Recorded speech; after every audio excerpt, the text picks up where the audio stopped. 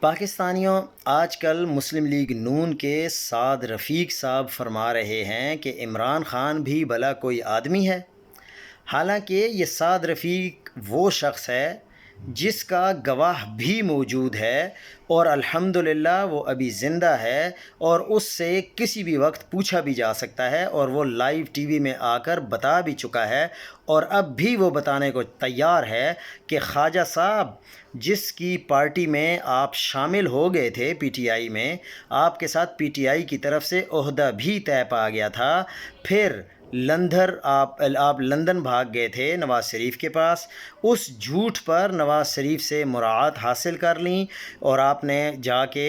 نواز شریف کو کہا کہ خان صاحب نے عہدہ انہیں پیش کیا ہے، ایک ایک لمحے کا خاکسار گواہ ہے، اور وہ تردید کریں تو تفصیل بھی پیش کر دی جائے گی، اور ان کے گواہ کا نام ہے بہت بڑے پاکستان کے معتبر اور عظیم صحافی ہارون الرشید صاحب۔ اور جب یہ سارا واقعہ ہوا تھا تو اس وقت بھی ہارون رشید صاحب یہ بات کہہ چکے ہیں۔